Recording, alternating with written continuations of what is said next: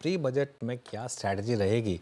जानते हैं एक ऐसे इंसान से जो इन बड़े इवेंट्स पर नॉर्मली एक शानदार स्ट्रैटेजीज हमारे लिए लेकर आते हैं। केडियानॉमिक्स के फाउंडर सुशील केडिया जुड़ गए हैं, उनसे बात करते हैं। Sushil ji, good morning. और गुड मॉर्निंग। लग रहा है आप अपने नए ऑफिस में हैं और बहुत जल्द खैर वो पूरे ऑफिस को हम देखने की कोशिश करेंगे। खैर एनीवे, मार्केट में इस समय बजट से पहले सुशील जी क्या स्ट्रैटेजी बना रहे हैं? कोई एक स्ट्रैटेजी बताइए हमारे व्यूअर्स के लिए निफ्टी बैंक निफ्टी पर।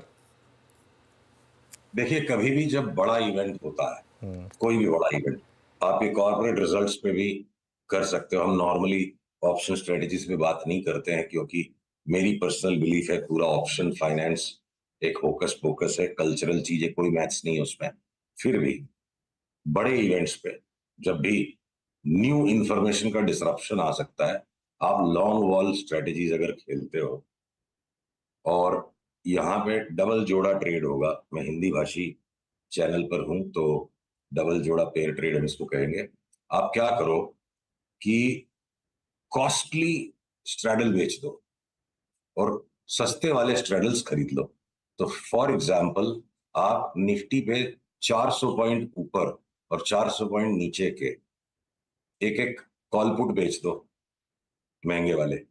और 10 गुना, 12 गुना, 15 गुना आपको कॉल पुट्स उल्टी साइड के खरीदने मिल जाएंगे।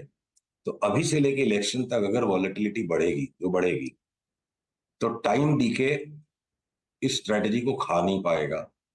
और जैसे ही एक ट्रेंड लेगा बाजार बड़ा, 300-400 पॉइंट झटके से निकल के अगर बाजार बड़ा ट्रेंड ले लेगा, तो दो में से एक साइड बड़ा पैसा बन जाएगा। ये ऑलमोस्ट लॉस फ्री स्ट्रेटजी होती है उनके लिए जो ट्रेंड आते के साथ बाकी के दो लेग काट देंगे। तो ये बड़े किसी भी इवेंट पर ये स्ट्रेटजी बिल्कुल फिट है, काम आती है। पर अगर हम साधारण मनुष्यों की बात करें और साधारण ही बन के काम करना ठीक है। ये ऑप्शन की ट्रेडिंग का झमेला, बहुत कम लोग पैसे उठा पाते हैं ऑप्शन ट्रेडिंग। 100 में से 99 लोग ऑप्शन में पैसा देते हैं। तो हम साधारण बात करें, पिछले 40-42 वर्षों में आप 47 बजट पकड़ लो, इंटरिम्स को भी ले लो, तो 92% प्रोबेबिलिटी है कि जो भी प्रिवेलिंग ट्रेंड है बजट के एक दिन पहले तक, पिछले 15 दिन का ट्रेंड, एक महीने का ट्रेंड, 45 दिन का ट्रेंड, बजट के बाद बाजार बिल्कुल उसका उल्टा हो जाता है। ऐसा क्यों होता होगा? जिस तरह के इमोशंस प्रिवेलिंग ट्रेडिंग में लोग किसी बड़े इवेंट के साथ बना लेते हैं, वो इमोशंस फुलफिल नहीं होते हैं।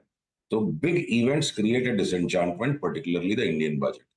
तो उसको मद्देनजर रखते हुए मुझे लगता है बजट के बाद अगर बहुत सारे सेक्टर्स को सरकार नए रूप में आई है, रिलीफ अगर देगी, तो प्री बजट रैली का इंतजार ना करते हुए हम प्री बजट करेक्शन का माइंडसेट बना के बैठे हैं कि यहां से किसी भी टाइम करेक्शन आ जाए। पीसीआर से अनुरोध है, देखिए बैंक निफ्टी की इस चार्ट को मेरे स्क्रीन से दिखाएं। चार्ट अगर आ गई है तो मैं कहता हूं कि बैंक निफ्टी का देखिए, ये जो रिसेंट अप ट्रेंड लाइन है टूट चुका है, अप ट्रेंड चला गया है और लास्ट 11-12 सेशन में साइडवेज ट्रेंड में।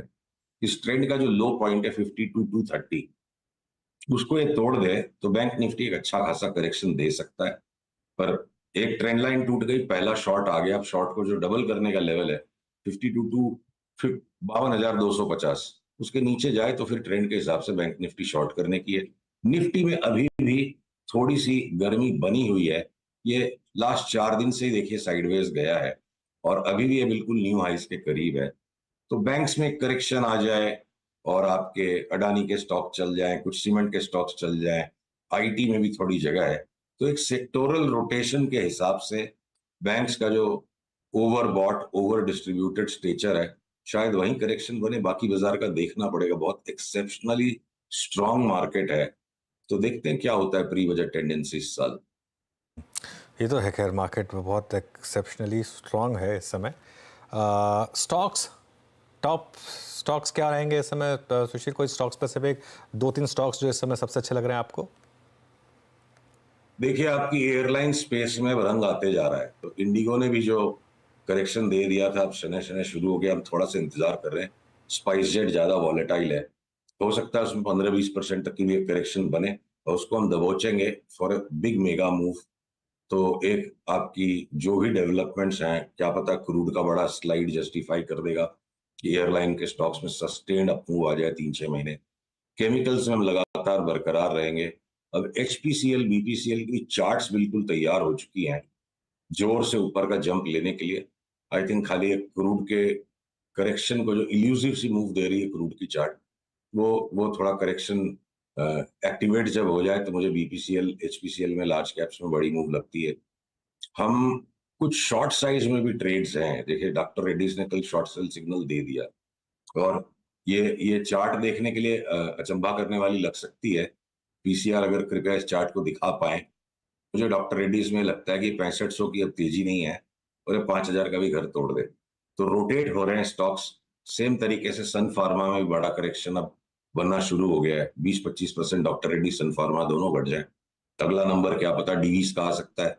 वो चार्ट अभी भी इल्यूसिव है।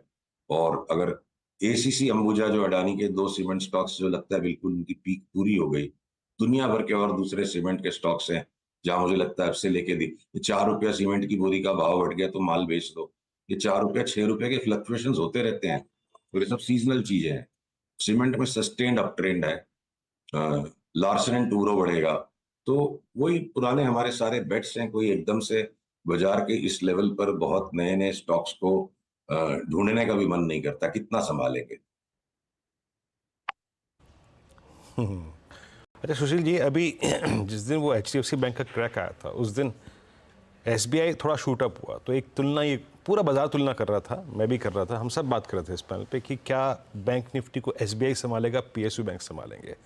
अगर एक कंपैरिजन करना हो बिटवीन पीएसयूज और प्राइवेट बैंक्स, और अगर अल्टीमेटली प्रश्न मैं ये पूछूं कि अगर बैंक निफ्टी को संभालना है, चलाना है, तो अब लीडरशिप किसके पास होगी, इस पर आपका नजरिया? वीरू, सबसे पहले तो मैं आपसे माफी मांगूंगा और आप एश्योर कीजिए आप मुझे माफ कर देंगे। आप एश्योर कीजिए, फिर मैं आंसर देता हूँ। है? हाँ कुछ करेंगे नहीं सर, कोई चलेगा। दिक्कत की बात नहीं है, हम बुराई नहीं कुछ मानते नहीं सर। चलेगा। कुछ नहीं चलेगा। क्यों क्यों चलाना है हमको? हमको हमको कोई ने मैंडेट दिया है चलाना है? हाँ, नहीं चल नहीं चलेगा तो कैसे चलाएंगे? हाँ, तो एचडीएफसी क्यों, ये एसबीआई की चार्ट आप देखो।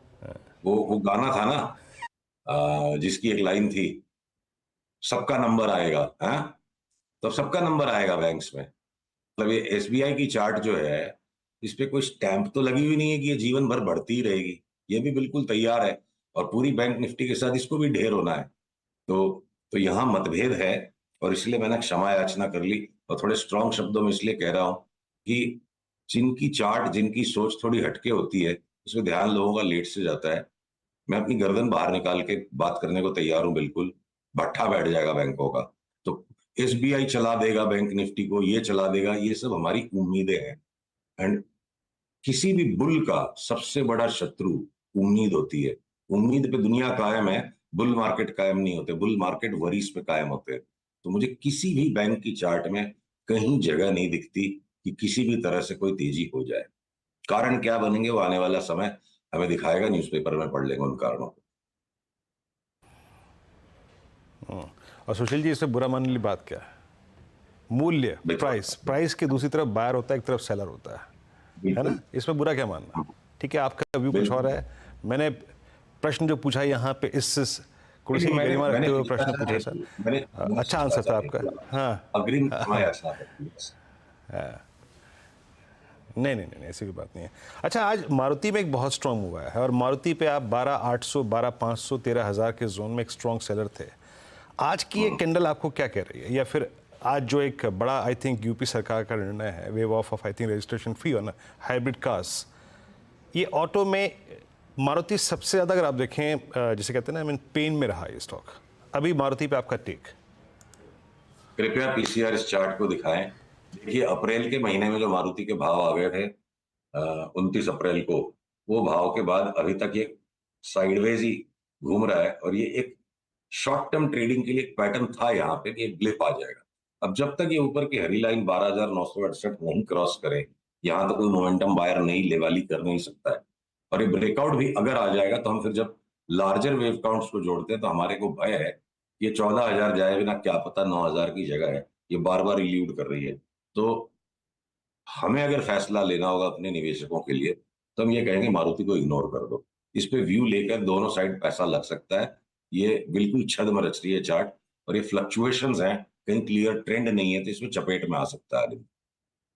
ऑल राइट, चलिए सुशील जी बहुत बहुत शुक्रिया आज हमारे साथ जुड़ने के लिए। और अब आपसे अगले ट्यूसडे को बात होगी, और उसके बाद बजट वाले दिन तो खैर आपसे हम रिक्वेस्ट करेंगे कि आप रहिएगा हमारे साथ।